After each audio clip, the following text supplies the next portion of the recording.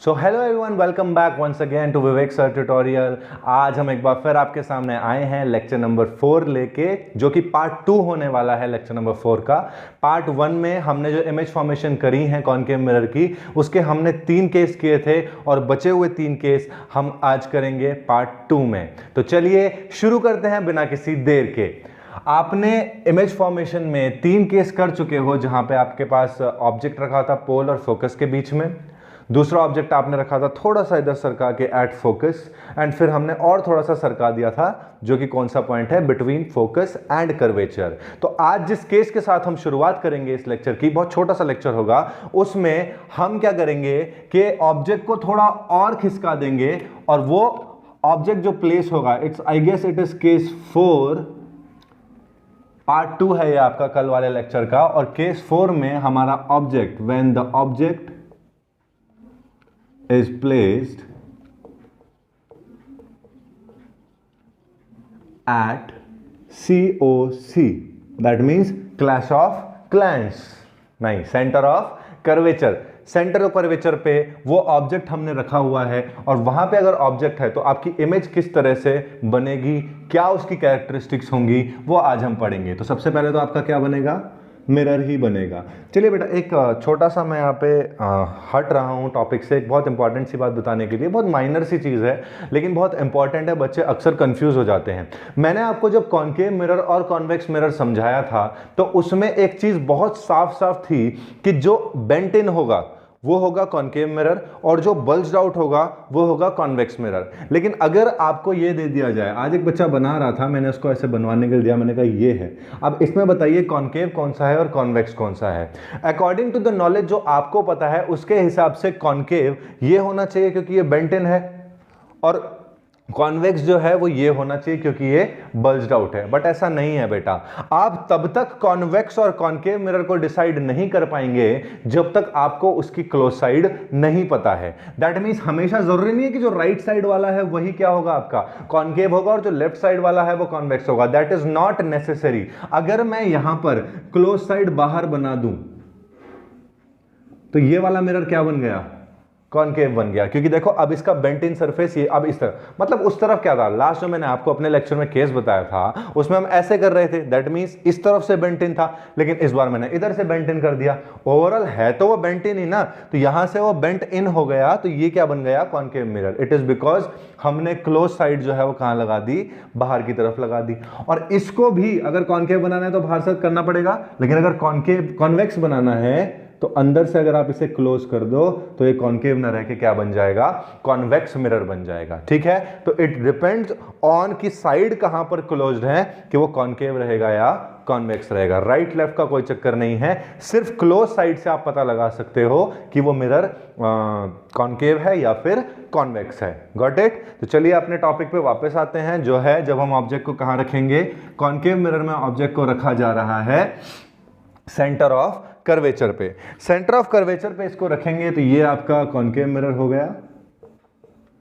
ठीक है, ये इसकी प्रिंसिपल एक्सिस हो गई। अगेन स्केल से अगर आप बनाएंगे तो बहुत सही बनेगा, प्रिसाइज बनेगा। ये इसका प्रिंसिपल एक्सिस, ये इसका अपर्चर हो गया और ये हो गया इसका पोल। अब हमें क्या करना है, हमें इसमें बनाना है ऑब्जेक्ट और रखना है उसको सेंटर ऑफ कर्वेचर पे। तो चलिए करते हैं। यहां पर हम, जैसा मैंने आपको बताया, पहले ही आप डिनोट नहीं करेंगे, पहले आप बता देंगे रे डायग्राम से कि यहां पर ऑब्जेक्ट है। तो हमने यहां पर एक ऑब्जेक्ट रख दिया, सपोज ये क्या है, सेंटर ऑफ कर्वेचर है। अब रूल फॉलो करेंगे। अब ध्यान दीजिएगा, ये इंपॉर्टेंट केस है। यहां पर क्या है, रूल 1 के हिसाब से एक लाइट रे पैरेलल जाएगी प्रिंसिपल एक्सिस के, और कहां से होती हुई आएगी, फोकस से होती हुई आएगी। ठीक है, कहां से गई, पैरेलल गई प्रिंसिपल एक्सिस के, और कहां से पास होती हुई आ रही है, फोकस से। लेकिन प्रॉब्लम यहां ये हो चुकी है कि जो दूसरी लाइट रे है वो सेंटर ऑफ कर्वेचर से नहीं आ सकती। क्यों? दूसरा रूल हमारा क्या कहता है कि जो दूसरी लाइट रे है वो कहां से आनी चाहिए, सेंटर ऑफ कर्वेचर से। तो सेंटर ऑफ कर्वेचर से लाइट रे इसलिए नहीं आएगी क्योंकि यहां पर already object centre of curvature पे बैठा है, तो वहां से वो लाइट नहीं दे सकता। तो इसी वजह से आपके लिए जो बना है वो क्या बना है, रूल नंबर 3 बना है। ठीक है, इसीलिए मैंने कहा था सीक्वेंस वाइज चलेंगे, जो रूल नहीं लगेगा उससे नेक्स्ट वाला हम उसमें अप्लाई करेंगे। तो फर्स्ट रूल तो आराम से लग गया कि पैरेलल आ रही है रे और फोकस से होती भी जा रही है। अब जो रूल लगेगा वो कौन सा रूल है कि आपका सेंटर ऑफ कर्वेचर तो जा नहीं रही है। तीसरा रूल लगेगा जो पहले रूल का बिल्कुल ऑपोजिट है कि अगर कोई लाइट रे फोकस से होती हुई जाएगी तो वो पैरेलल हो जाएगी किसके, प्रिंसिपल एक्सिस के।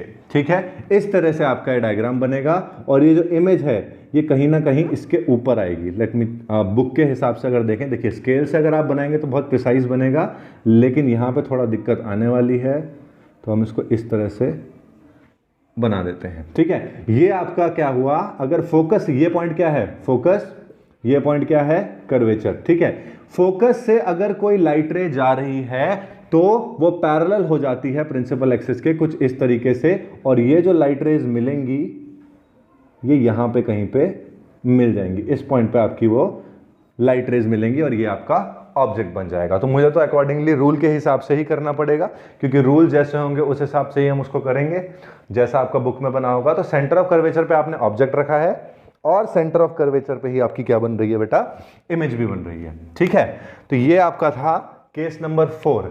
यहां पे आपका ऑब्जेक्ट दिखाना होगा तो ए बी से आप ऑब्जेक्ट दिखाएंगे और उसी पॉइंट पे इमेज भी बन रही है। दैट मींस यहीं पर बी डैश भी है और ए डैश भी है, तो यहीं पर आपकी क्या बन रही है, इमेज भी बन रही है। एरो से आपने दिखा दिया वो किस किस तरीके से होता है। अब नेक्स्ट जो चलेंगे वो किस चीज पे चलेंगे, हम कैरेक्टरिस्टिक्स पे।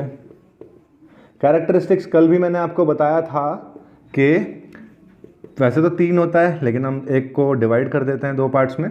तो कैरेक्टरिस्टिक सबसे पहले साइज का होता है। ये दोनों ऑलमोस्ट क्या होते हैं, सेम साइज के होते हैं। ऑलमोस्ट क्या, ये होते ही सेम साइज के। जिस साइज का ऑब्जेक्ट है उसी साइज की आपकी क्या बनेगी, इमेज भी बनेगी। तो यहां पे हम डायरेक्ट लिख सकते हैं कि same size as the object. इकलौता केस जहां पे ऑब्जेक्ट जो है इमेज के साथ सेम साइज में बनता है। दूसरा जो होता है वो होता है नेचर। नेचर मैंने आपको बताया था 2 तरीके का, इन्वर्टेड और इरेक्ट। अगर आप ध्यान से देखें तो इमेज जो है वो प्रिंसिपल एक्सिस के नीचे है। दैट मींस यहां पर जो कैरेक्टरिस्टिक बनेगा वो कैसा बनेगा, नेचर जो होगा वो क्या होगा, इन्वर्टेड होगा, उल्टी इमेज है। और इन्वर्टेड के साथ हमेशा क्या जुड़ता है, कोई डॉटेड लाइंस आपको दिख रही हैं, नहीं दिख रही हैं, दैट मींस यहां पर क्या है, इमेज रियल इमेज है। एंड फाइनली आपके पास आता है इसका size. Same size of the object तो हो गया, नेचर भी हो गया inverted, and this is real. And fourth जो आता है आपका position. Position of the image जो है वो कहां पर होगा बच्चे, पोजीशन ऑफ द इमेज होगा आपका एट सेंटर ऑफ कर्वेचर। तो इसको लिख देंगे at COC, at centre of curvature. This is your case 4, जहां पे आपने ऑब्जेक्ट को सेंटर ऑफ कर्वेचर पे रखा है और सेंटर ऑफ कर्वेचर पे रखने के बाद इमेज जो बन रही है वो भी सेंटर ऑफ कर्वेचर पर ही बन रही है। ठीक है, एक लास्ट में जब 6 के 6 केस हो जाएंगे ना, फिर एक बहुत छोटा सा और बहुत बढ़िया सा आसान सा तरीका बताऊंगा ऑब्जेक्ट और इमेज के देखने का, ऑब्जेक्ट और इमेज को देखने का कि ऑब्जेक्ट कैसे कैसे राइट टू लेफ्ट शिफ्ट हो रहा है और इमेज कैसे कैसे लेफ्ट टू राइट शिफ्ट हो रही है। ठीक है, उसको देखेंगे। अगर आप अभी भी 4 केसेस को गौर से देखिए, पिछले जो 3 किए थे और ये चौथा जो किया है, इसमें आपका ऑब्जेक्ट जो है वो पोल से खिसकता खिसकता कहां जा रहा है, दूर जा रहा है, और जो आपकी इमेज है वो इन्फिनिटी से होती हुई पास पास आ रही है। ठीक है, तो अब हम करेंगे केस 5, जहां पे हम ऑब्जेक्ट को थोड़ा सा और पीछे कर देंगे, यानी कि कर्वेचर से भी पीछे कर देंगे, जो कि हमारा होगा case number 5। When object is placed, जब ऑब्जेक्ट को रखा गया है, कहां रखा गया है बच्चे, when object is placed beyond COC, यानी कि उसको सेंटर ऑफ कर्वेचर के भी पीछे रखा गया है, तब आपका क्या करना है, आपको इमेज फॉर्मेशन बताना है कि तब आपकी इमेज फॉर्मेशन कहां पे होगी। तो ऐसे केस में सेम वही बनाएंगे, फिर से अपना कॉनकेव मिरर बनेगा कुछ इस तरीके से। एक खींचेंगे हम अपनी principal axis x y, centre में क्या आएगा, पोल। ठीक है, सेंटर में क्या आता है आपका, पोल आएगा। एंड अगेन हम कोई नाम नहीं दे रहे हैं, जस्ट हम पहले क्या लिखेंगे, ऑब्जेक्ट बना देंगे कि यहां पे हमारा ऑब्जेक्ट है बियॉन्ड COC। ठीक है, तो अब क्या होगा, यहां से एक पैरेलल, रूल नंबर 1 तो देखो फॉलो हो ही रहा है अभी तक, 5 के 5 केसेस में रूल नंबर फॉलो हुआ है कि पैरेलल लाइट रे जाएगी प्रिंसिपल एक्सिस के, और कहां से आ रही है, फोकस से होती हुई आएगी। ठीक है, फोकस से होती हुई आएगी। और दूसरी रे, अब यहाँ पे जो आपका कर्वेचर होगा, ये तो मान लो आपने फोकस बना दिया, अब आपका जो कर्वेचर होगा वो यहीं कहीं होगा, क्योंकि कर्वेचर से तो पीछे ही है ऑब्जेक्ट। तो कर्वेचर से अब लाइट जा सकती है क्योंकि वो खाली है, तो हम कर्वेचर से वो लाइट रे क्या कर देंगे, भेज देंगे इस तरफ। अब कर्वेचर ये है, फोकस ये है।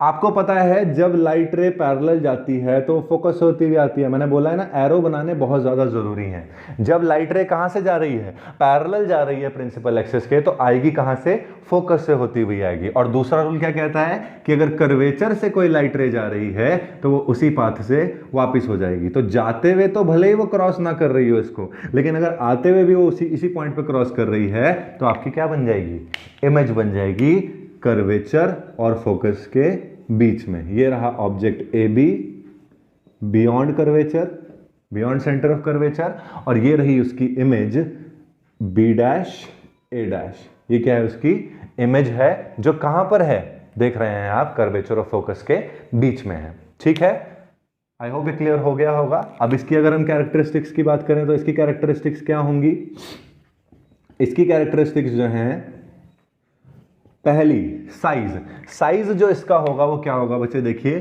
छोटा है। साइज ऑफ इमेज जो है वो कैसी है, छोटी है। छोटी साइज होने की वजह से आपको पता है ऑब्जेक्ट से अगर छोटा होता है तो उसको हम लिखते हैं डिमिनिश्ड। ठीक है, तो इसको लिखेंगे हम डिमिनिश, या आप स्मॉलर देन द ऑब्जेक्ट भी लिख सकते हैं, पर चलिए डिमिनिश से काम चलाएंगे इस समय। क्या है, डिमिनिश्ड इमेज यहां पर एक बन रही है। दूसरा कैरेक्टरिस्टिक जो होगा वो किस चीज का है, साइज का हो गया। अब नेचर का है, नेचर जो है प्रिंसिपल एक्सिस से नीचे है तो क्या रहेगा, इन्वर्टेड रहेगा, तो यहां पे नेचर रहेगा इन्वर्टेड। तीसरा जो कैरेक्टरिस्टिक है इन्वर्टेड के साथ, आपको पता है रियल आता है। और दूसरा अगर आप देखना चाहें तो कोई डॉटेड लाइन नहीं है, एक्चुअली में क्या हुआ है, लाइट रेज आके क्रॉस करके गई हैं, तो रियल इमेज बन जाएगी। और फाइनली आपकी पोजीशन आपको साफ साफ दिख रही है सी और एफ के बीच में, तो बिटवीन एफ एंड सी। ये आपका केस 5 हो जाता है, जहां पे आप ऑब्जेक्ट कहां रखते हैं बेटा, कर्वेचर के पीछे रखते हैं, सेंटर ऑफ कर्वेचर से भी पीछे रखते हैं, तो उस समय आपका ये केस आता है। ठीक है, between F and C. Final जो आपका केस आता है केस 6, वो बिल्कुल केस नंबर 2 का उल्टा है। केस नंबर 2 में आपने ऑब्जेक्ट को, देखिए नोटबुक में अगर आपने नोट्स बनाए हैं तो केस नंबर 2 में आपने क्या किया है, उसको फोकस पे रखा है ऑब्जेक्ट को, और जो आपकी इमेज बनी है वो कहां बनी है, इन्फिनिटी पे बनी है। सिमिलरली यहां पर आप ऑब्जेक्ट कहां से आ रहा है, मतलब ऑब्जेक्ट जो है प्लेस किया गया है इन्फिनिटी पे। ऑब्जेक्ट को कहां रखा गया है, इन्फिनिटी पे रखा गया है, मतलब आपको ऑब्जेक्ट दिखेगा भी नहीं, बस उसके आती हुई रेज दिखेंगी। और ऑब्वियसली अगर ऑब्जेक्ट इन्फिनिटी पे है तो उससे ज्यादातर चांसेस ये हैं कि जो लाइट रेज हैं वो पैरेलल नहीं आएंगी। ठीक है, इमेज जब बनती है तो पैरेलल रेज चली जाएंगी, लेकिन वहां से वो लाइट रेज जो हैं वो प्रिंसिपल एक्सिस के पैरेलल, आपस में तो वो पैरेलल हो सकती हैं, लेकिन प्रिंसिपल एक्सिस के मोस्ट चांसेस ये होते हैं कि वो पैरेलल नहीं होती है। तो यहां पर जो केसेस होते हैं, पहला रूल भी अप्लाई नहीं होता, दूसरा भी नहीं होता, तीसरा भी नहीं होता। हमारे पास जो 4th रूल है वो स्पेशली इसी केस के लिए बना है कि जो लाइट रेज हैं, इसका मैंने अपर्चर नहीं बनाया, सो सॉरी। तो यहां पर m dash will be the aperture, this is the pole, यहां पे x और y प्रिंसिपल एक्सिस हो जाएगा। अब जो ऑब्जेक्ट आएगा बेटा, ऑब्जेक्ट आपको दिखेगा नहीं कि ये कहां रखा हुआ है, क्योंकि ऑब्जेक्ट की जो पोजीशन है वो कहां है, इन्फिनिटी पे है। तो यहां पर आपके पास जो रेज आएंगी वो कुछ इस तरह से आएंगी, ऐसे और इस तरह से। ये रूल आपने देखा होगा कि जिससे भी आता है वो इक्वल एंगल बनाते हुए जाता है यहां पर, और ये वाला एंगल इक्वल होगा। एक रे कुछ इस तरह से आएगी, इन्फिनिटी से आ रही है, भले ही आपस में पैरेलल, और दूसरी रे आके पोल से टकराएगी और इक्वल एंगल बनाते हुए इधर चली जाएगी। ठीक है, मैंने शायद एरो थोड़ा सा ऊपर नीचे कर दिया, ठीक है, यहाँ पे ये बना देगी। ये जिस पॉइंट पे क्रॉस हो रहे हैं बेटा, ये आपकी इमेज बन रही है इतनी सी, इसको बोला जाएगा बी डैश ए डैश, क्योंकि देखो इमेज चाहे बन रही है पर बन तो कहाँ रही है, प्रिंसिपल एक्सिस के नीचे ही बन रही है। ठीक है, और ये जिस पॉइंट पे बनती है ना, वो पॉइंट होता है आपका फोकस। ये जो पॉइंट है ये क्या है, फोकस है। हालांकि फोकस एग्जैक्ट फोकस पे नहीं बनती है, फोकल प्लेन में बनती है। इट्स लाइक यहां पर अगर फोकस है तो इस पॉइंट पे भी फोकस है, इस पॉइंट पे भी फोकस है, तो ये जो हो गया ये क्या हो गया, इसका फोकल प्लेन हो गया, मतलब उसके ऊपर बने उसके नीचे बने। अब मैं खड़ा हूं, मेरे ऊपर कोई चीज हो चाहे नीचे हो, है तो मेरी लाइन में ना, तो उसी को आप क्या बोलते हो, फोकल प्लेन बोलते हो। तो ये एग्जैक्ट फोकस पे ना बनके क्या बनती है, फोकल प्लेन में इमेज बनती है, ठीक है, पर बनती फोकस पे है। इसीलिए मैंने बोला कि ये केस 2 का उल्टा है। केस 2 में आप ऑब्जेक्ट को रखते हो फोकस पे और आपकी इमेज बनती है इन्फिनिटी से, ठीक है। और यहां पर क्या होता है, लाइट रेज जो होती हैं वो कहां से आती हैं, कमिंग फ्रॉम इन्फिनिटी। यहां से ऑब्जेक्ट रखा रहता है आपने इन्फिनिटी पे और इमेज जो बनती है वो कहां बनती है, फोकस पे। तो इसकी अगर कैरेक्टरिस्टिक्स की बात करें, अगर हम लास्ट केस जो आपका है इसकी कैरेक्टरिस्टिक्स की बात करें तो क्या हो रहा है, पहला, दूसरा, तीसरा और चौथा, 4 केस बनेंगे इसमें भी कैरेक्टरिस्टिक्स के। पहले केस में जो कैरेक्टरिस्टिक है वो है साइज के लिए। साइज इन्फिनिटी से कोई चीज आ रही है वो बहुत ज्यादा बड़ी है बेटा, बहुत ज्यादा, तभी तो उसकी लाइट रेज वहां से आ रही हैं। देखिए ऊपर से आ रही हैं, ऊपर कितनी ऊपर से आएंगी, यहां से आएंगी तो प्रिंसिपल एक्सिस से तो ये बहुत ज्यादा बड़ी है ना। तो यहां पे जो इमेज बन रही है ऑब्जेक्ट के कंपैरिजन में बहुत छोटी है, तो साइज जो आएगा उसको लिखा जाएगा हाईली डिमिनिश्ड। साइज जो होगा इसका वो क्या होगा, बहुत ही ज्यादा छोटा होगा, तो क्या लिखेंगे, हाईली डिमिनिश्ड, ठीक है। दूसरा आपका जो केस है वो है नेचर का। नेचर आपको दिख रहा है प्रिंसिपल एक्सिस के नीचे है, कैसा बनेगा, सॉरी नेचर ही लिख रहा हूं मैं जो आपका नेचर है प्रिंसिपल एक्सिस के नीचे तो कैसा बनेगा, इन्वर्टेड बनेगा। और इन्वर्टेड के साथ आपको पता है क्या लगता है, रियल, कोई डॉटेड लाइंस भी नहीं है, इसका मतलब है सच में लाइट रेज आके मिली हैं, तो उसको आप क्या बोलोगे, real image. And finally position है, तो पोजीशन हमेशा कहाँ रहेगी इसकी, एट फोकस, या फिर आप इसको फोकल प्लेन भी लिख सकते हैं, कोई गलती नहीं होगी, वही फोकल प्लेन बोल लो, फोकस बोल लो, बात एक ही है, ठीक है। तो ये आपके 6 केसेस हैं जहां आपने देखा कि अलग अलग पोजीशन पे अगर आप ऑब्जेक्ट को रखते हो तो उसकी इमेज भी अलग अलग पोजीशन पर ही बनती है। आई होप ये केस 6 के 6 केस जो हैं आपको समझ आए होंगे। अब इसके बाद में एक छोटी सी शॉर्ट ट्रिक भी क्या, एक बहुत आसान सा तरीका बताता हूँ जिससे आप इन सारे 6 केसेस को याद रख पाएंगे कि किस तरीके से 6 केसेस के साथ हमको डील करना है, ठीक है। तो इसको हम हटाते हैं और वो जो मैं आपको बताने जा रहा हूं उसको शुरू करते हैं। देखिए अभी हमने बना दिया है ये प्रॉपर एक टेबल सा, जहां मैं आपको बता रहा था कि एक शॉर्टकट टाइप का आप अज्यूम कर सकते हैं उन 6 के 6 केसेस को याद करने के लिए, उसी के साथ हम चलेंगे। देखिए यही था आपका एक पूरा मिरर, कॉन्केव मिरर जो है। एक्चुअली मैं एक बात बता देता हूँ आपको, जब आप मिरर्स पढ़ेंगे ना तो उसमें ज़्यादातर जो इंपॉर्टेंस है वो कॉन्केव मिरर को दी गई है, क्योंकि उसके ही बहुत सारे यूसेस और बहुत अलग अलग चीज़ें, एप्लीकेशंस जो हैं वो कॉन्केव मिरर की हैं। लेकिन जब आप लेंसेज पढ़ेंगे आगे चैप्टर में, जब रिफ्रैक्शन पढ़ेंगे और वहाँ लेंस पढ़ेंगे, तो वहाँ पर जो प्रेफरेंस दी गई है वो कॉन्वेक्स लेंस को दी गई है, क्योंकि वही ज़्यादा एक तरीके से बोल सकते हैं उसको ज़्यादा इंपॉर्टेंस है, उसकी ज़्यादा एप्लीकेशंस जो हैं वो देखने को मिलती हैं। तो यहाँ पर हम कॉन्केव मिरर के बारे में ही पढ़ रहे हैं, यही आपने पढ़ा था। और इसमें मैं अलग अलग पॉइंट्स मान लेता हूँ, जैसे यहाँ पर मैंने माना फोकस और यहाँ पे मैंने मान लिया सेंटर ऑफ कर्वेचर। इसी के हेर फेर में हर जगह आपके क्या बने थे, ऑब्जेक्ट रखे गए थे और इमेज उसी के हिसाब से आपकी बनती भी है, ठीक है। तो यहाँ पर अगर आप ध्यान से देखें तो जो पहला केस आपका था वहां पर पोजीशन ऑफ ऑब्जेक्ट जो था वो था between pole and focus. P और F के बीच में आपका ऑब्जेक्ट था, यानी कि ऑब्जेक्ट हम मान लेते हैं यहाँ पे 1 लिख देते हैं यहाँ पे, ठीक है। ऑब्जेक्ट जो है वो क्या लिख देते हैं, पहला केस का यहाँ पे बना था। अब मैंने आपको बोला था ये एक लौता ऐसा केस है जहां पर ऑब्जेक्ट जहां पोल ऑफ फोकस के बीच में है, तो इमेज जो है वो यहां बनती है। तो इमेज जो इसकी है वो कहां बनती है, यहां पे बनती है। तो यानी कि behind the mirror position of object जो था वो कहां था, पोल और फोकस के बीच में यहां पे, और पोजीशन ऑफ इमेज जहां बनी थी वो कहां था, बिहाइंड द मिरर, ठीक है। ये हो गया। इसको हम एक अलग ही केस ट्रीट करके चलते हैं, क्योंकि एक एक्सेप्शन है एक तरीके से कॉन्केव मिरर के अंदर। ये पीछे बनता है, ऊपर से ये बड़ा बनता है, तो साइज ऑफ इमेज जो होता है वो क्या होता है, हाईली एनलार्ज बॉडी होती है, मतलब एक तरीके से एनलार्ज ही बोल दीजिए, चलो क्या लिखते हैं हम इसको, एनलार्ज्ड बॉडी लिखते हैं, क्योंकि एक जो इमेज बनती है वो ऑब्जेक्ट से बड़ी होती है, इसलिए उसको क्या लिखा जाता है, एनलार्ज बोला जाता है। नेचर ऑब्वियसली प्रिंसिपल एक्सिस से ऊपर है, तो क्या बोला जाता है, वर्चुअल एंड इरेक्ट। वर्चुअल क्यों बोला गया, क्योंकि इमेजिनरी लाइंस यहां से आती हैं, अगर आपको याद होगा तो केस 1 में इमेजिनरी लाइंस यहां से खींच के हम लाते हैं। सेकंड केस में हम डिसाइड करते हैं कि हम ऑब्जेक्ट को थोड़ा सा इधर खींच लेंगे, यानी कि जो सेकंड पोजीशन में ऑब्जेक्ट रहेगा वो कहां रहेगा, एट फोकस। तो यहां पर कहां रहता है, फोकस पे रहता है, यानी कि एफ पे वो रहता है। पोजीशन जो इसकी इमेज की बनती है वो यहां कहीं बनती है इन्फिनिटी पे, ठीक है। ये कौन सा पोजीशन है, ये मान लीजिए क्या है, इन्फिनिटी है। आई होप बोर्ड में दिख रहा होगा। वहां दिख रहा होगा मतलब कैमरे में। तो यहां पर जो सेकंड पोजीशन है वो हमने कहा मान ली इन्फिनिटी पे, तो इमेज की जो पोजीशन है वो कहां रहती है बच्चा, एट इन्फिनिटी।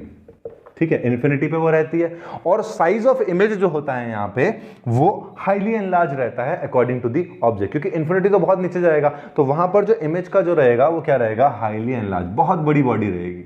हाईली, अच्छा एनलार्ज नहीं बताया था मैंने आपको, एनलार्ज भी लिख सकते हैं, मैग्नीफाइड लिख सकते हैं, लार्जर देन द ऑब्जेक्ट लिख सकते हैं। ठीक है, तो जहां आपने हाईली, चलो मैग्नीफाइड ही लिख देते हैं क्योंकि आपने मैग्नीफाइड ही पढ़ा है, वैसे एनलार्ज भी लिखेंगे तो कोई गलती नहीं होगी। ठीक है, highly magnified size of image हो जाएगा। And finally nature of image आता है, जहां भी इमेज बन रही है देखिए प्रिंसिपल एक्सिस से नीचे ही बन रही है, और प्रिंसिपल एक्सिस से नीचे बनती है तो क्या लगता है, इन्वर्टेड, और इन्वर्टेड के साथ क्या जुड़ता है, रियल।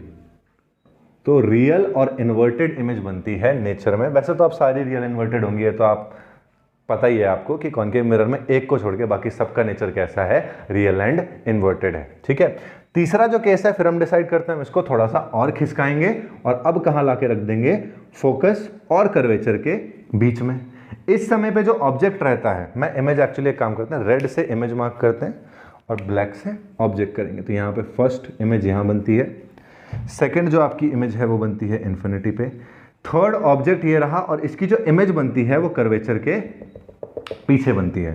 तो यहां पे इसकी इमेज बन जाएगी। ठीक है, ये आपकी प्रिंसिपल एक्सिस है, इसको कोई पॉइंट मत समझना, X Y is the principal axis. तो आपका जो इमेज बन रहा है, सॉरी ऑब्जेक्ट जो रखा है वो रखा है between F and C. Focus और कर्वेचर के बीच में आपने क्या रखा है, ऑब्जेक्ट रखा है। और दूसरा इसका जो इमेज बन रहा है, वो इमेज जो बनती है वो बियॉन्ड सी बनती है। कहां बनती है, बियॉन्ड सी, या सीओसी लिख सकते हैं आप, एक ही बात है। ठीक है, कर्वेचर के पीछे बनती है।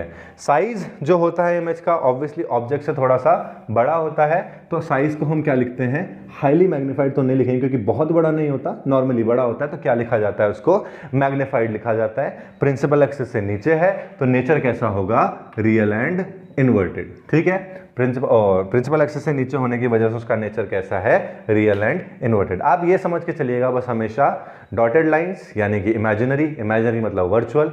ठीक है, प्रिंसिपल एक्सिस से नीचे तो इन्वर्टेड, ऊपर तो इरेक्ट। ठीक है, इन्वर्टेड के साथ हमेशा क्या जुड़ता है, रियल जुड़ता है। ठीक है, कभी भी ऐसा नहीं रहेगा रियल एंड इरेक्ट। अगर एक इमेज रियल है तो वो हमेशा इन्वर्टेड होगी। ठीक है, तो अब इसमें चौथा केस जो है वो कौन सा है, चौथे केस में हमने ऑब्जेक्ट को कर्वेचर पे रख दिया, यानी कि चौथे केस में हम इसको और इधर ले आए। ठीक है, ध्यान दीजिए, राइट से लेफ्ट की तरफ मूव कर रहे हैं ऑब्जेक्ट के लिए। ठीक है, तो जैसे ही हम कर्वेचर पे लाए तो इमेज भी आपकी कहां बनी, कर्वेचर पर ही बनती है। ये केस इकलौता ऐसा है जहां पे पोजीशन ऑफ ऑब्जेक्ट भी सेंटर ऑफ कर्वेचर है और पोजीशन ऑफ इमेज भी सेंटर ऑफ कर्वेचर ही है। ठीक है, तो साइज जो होता है इमेज का वो कैसा होता है, सेम साइज। कैसा होता है, सेम साइज। हालांकि अभी भी प्रिंसिपल एक्सिस से नीचे ही इमेज है तो नेचर कैसा बनेगा, अगेन रियल एंड इन्वर्टेड। फिर से वो कैसा बन जाएगा बेटा, रियल एंड इन्वर्टेड बनेगा। ठीक है, देन नेक्स्ट जो आपके पास आता है केस, वो हम इसको और पीछे कर देते हैं, यानी कि ऑब्जेक्ट अब लगाते हैं हम बियॉन्ड सेंटर ऑफ कर्वेचर। और जब ऑब्जेक्ट पीछे आता है सेंटर ऑफ कर्वेचर पे, फिफ्थ केस में, तो इमेज बन जाती है कहीं कर्वेचर ऑफ फोकस के बीच में। ठीक है, यहां इमेज बन रही है, एक यहां बन रही है इमेज। ठीक है, बियॉन्ड सी, एक बन रही है कर्वेचर पे ही बन रही है, एक बन रही है कर्वेचर ऑफ फोकस के बीच में, और एक आपकी पता ही है उधर बन रही है। तो अब पांचवें केस में हम क्या कर रहे हैं, उसको beyond C position of object रख दिया, beyond COC. Position of object कहां आ गया, सेंटर ऑफ कर्वेचर से भी पीछे आ गया। तो सेंटर ऑफ कर्वेचर से अब जब ऑब्जेक्ट पीछे आ चुका है और इमेज कहां बन रही है ऐसे केस में, between F and C, focus और कर्वेचर के बीच में आपकी क्या बन रही है, इमेज बन रही है। साइज जो है इमेज का वो अब छोटा होने लगा है, तो वो क्या हो जाएगा, डिमिनिश्ड हो जाएगा। अब मैग्नीफाइड नहीं रहा, अब साइज कैसा होने लग गया, छोटा होने लग गया, क्योंकि ऑब्जेक्ट बड़ा हो चुका है, इमेज जो है वो अपने आप ही क्या हो रही है, अब छोटी हो रही है, डिमिनिश्ड हो रही है। Again real and inverted. The reason अब आपको पता होगा, क्योंकि प्रिंसिपल एक्सिस से नीचे है, इसलिए वो क्या हो रहा है, real and inverted. Final case जो आता है उसमें आप ऑब्जेक्ट को, छठे केस में ऑब्जेक्ट को क्या रखते हो, इन्फिनिटी पे रखते हो। ये कौन सा केस है जहां पे आप उसको इन्फिनिटी पे रखेंगे। ठीक है, अब इन्फिनिटी पे अगर वो है, और मैंने क्या बोला था, कि सिक्स्थ केस जो है वो सेकंड का उल्टा है, फोकस पे ऑब्जेक्ट, इमेज होगी इन्फिनिटी पे। अब ऑब्जेक्ट इन्फिनिटी पे है तो आपकी जो इमेज बन रही है वो कहाँ बनेगी बच्चे, ये सिक्स्थ केस की इमेज बन जाएगी, कहाँ बनेगी, एट इन्फिनिटी। बहुत छोटी बनती है, जितना ऑब्जेक्ट है उससे कई गुना छोटी बनती है, तो इसको लिखा जाता है हाईली डिमिनिश्ड। हाईली डिमिनिश्ड पर उल्टी है, इसलिए क्या लिखा जाएगा इसको भी, रियल एंड इन्वर्टेड। तो बेटा सिर्फ एक केस छोड़ के बाकी सबका नेचर कॉनकेव मिरर में कैसा आता है, रियल एंड इन्वर्टेड। वो एक केस कौन सा है जहां वर्चुअल एंड डायरेक्ट आता है, वो है जब ऑब्जेक्ट पोलर फोकस के बीच में रहता है। ठीक है, इतना। अब मैं यहाँ पे अगर आप ध्यान से देखो, अब जरा ध्यान से देखो, ये पूरा केस हमने जितना पढ़ा वो है केस 1 2 3 4 से लेके 6 तक के सारे केस उसमें इन्वॉल्व हैं। अब जरा ध्यान से देखिए, ऑब्जेक्ट राइट से आ रहा है लेफ्ट की तरफ और फाइनली पहुंचा इन्फिनिटी पे, पोल से फोकस के बीच में से चला 1 2 3 4 5 एंड 6, मतलब राइट से वो कहां गया है, लेफ्ट में गया है। और इमेज जो बनी थी सबसे पहली को छोड़ के, वो तो एक्सेप्शनल केस है, इमेज जो बनी थी वो बनी है 2 3 4 5 6। देखिए राइट से कहां आ रहा है, लेफ्ट में आ रहा है, तो इमेज आती है राइट टू लेफ्ट और ऑब्जेक्ट जाता है लेफ्ट टू राइट। इसको अगर आप समझ लें इस तरीके से, मतलब अगर इसको शॉर्टकट में अगर आपको देखना हो तो ऑब्जेक्ट्स की जो पोजीशन है वो होती है राइट से मूव करते हुए लेफ्ट की तरफ, और इमेज की जो पोजीशन होती है, इमेज की जो पोजीशन होती है सिर्फ पहले वाले केस को छोड़ के वो होती है लेफ्ट से किधर की तरफ, राइट की तरफ। ये उसकी पोजीशन की बात हो गई कि इमेज जो है वो कहां से कहां बन रही है, लेफ्ट से राइट में, और ऑब्जेक्ट जो है वो कहां से कहां आ रहा है, राइट से वापस लेफ्ट की तरफ आ रहा है। अब एक और चीज, इमेज जो सबसे पहले केस में है इसको छोड़ के तो एक्सेप्शन है, सबसे बड़ी है, फिर थोड़ी बड़ी है, फिर सेम साइज पे आई, फिर डिमिनिश हुई और फिर बहुत छोटी हो गई। यानी कि क्या हो रहा है, बड़ी इमेज धीरे धीरे क्या हो रही है, छोटी हो रही है। ठीक है, यानी कि इससे क्या पता लगता है, इससे पता लगता है मिरर से ऑब्जेक्ट जितना दूर जाएगा इमेज उतनी ही छोटी होती रहेगी। ठीक है, ऑब्जेक्ट देखिए दूर जा रहा है, इमेज बहुत छोटी हो रही है, इमेज छोटी होती रहेगी। जैसे ही आप मिरर के पास आओगे इमेज जो है वो क्या हो जाएगी, बड़ी हो जाएगी। ठीक है, इससे यही पता लग रहा है केस से कि आप ऑब्जेक्ट से दूर गए, सबसे बड़ी इमेज कहां बन रही है, हाईली मैग्नीफाइड, जब कहां है वो फोकस पे है। ठीक है, तो फोकस पे अगर आप रख रहे हो तो इन्फिनिटी पे इमेज है लेकिन बहुत बड़ी इमेज है। ठीक है, और जब इन्फिनिटी पे ऑब्जेक्ट है तो उसकी ऑब्वियसली इमेज क्या दिख रही है, बहुत छोटी दिख रही है। तो जैसे जैसे ऑब्जेक्ट को आप मिरर से दूर करते रहोगे, जो इमेज बन रही है वो कैसी बनती रहेगी, धीरे धीरे छोटी होती रहेगी। ठीक है, अगर सेम साइज के दिख रहे हैं तो इसका मतलब सेंटर ऑफ कर्वेचर पे है, बड़े दिख रहे हैं तो इसका मतलब है कि फोकस और कर्वेचर के बीच में है। अगर बहुत ही छोटा इमेज दिख रहा है ऑब्जेक्ट का, इसका मतलब है कि वो इन्फिनिटी पे है। तो आई होप ये वाला जो केस है, ये वाले शॉर्ट ट्रिक भी नहीं बोलेंगे इसको, एक तरीका बोलेंगे अलग समझने का, उन्हीं केसेस को जो हमने रे डायग्राम की फॉर्म में किया, ये आपको समझ आया होगा।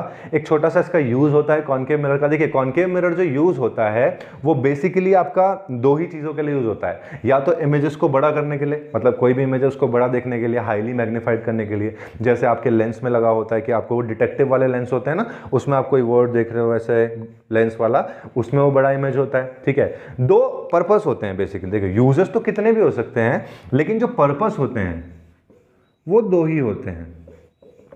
पहला होता है to enlarge the image, image को एनलार्ज करने के लिए, इमेज आपकी बड़ी बने इसलिए यूज होता है। अब चाहे डॉक्टर्स लगाएं या वो डिटेक्टिव वाले जो यूज करते हैं वो लगाएं, या हाँ यही होते हैं, इसमें लगता है। और दूसरा जो होता है आपका पर्पस, वो दूसरा पर्पस है to collect the light rays, आपकी लाइट रेस को कलेक्ट करने के लिए। क्योंकि आपको पता है, देखिए कॉनकेव मिरर जो होता है वो क्या होता है, कन्वर्जिंग मिरर होता है, वो लाइट को क्या करता है, इकट्ठा करता है। ठीक है, तो जब क्या होता है, टॉर्च में लगता है, ठीक है, हेड मिरर्स में लगता है, जो हेड मिरर होते हैं, जो कंस्ट्रक्शन वर्कर्स होते हैं, या डेंटिस्ट होते हैं जो, ठीक है, वो हेड मिरर के थ्रू उस पर्टिकुलर टूथ में देखते हैं और कॉनकेव मिरर के थ्रू क्या करते हैं, वो टूथ उनको बड़ा दिखता है, ठीक है ना। तो वही चीज़ है सारी की सारी कि जो दो पर्पस हैं कॉनकेव मिरर के, यूजेस तो आप कितने भी लिख दो, जहाँ जहाँ ये बड़ी इमेज दिखा सकता है या जहाँ जहाँ ये लाइट को कलेक्ट कर सकता है। सोलर पैनल्स होते हैं, सोलर पैनल्स के ऊपर कॉनकेव मिरर का शीट लगा रहता है, क्यों?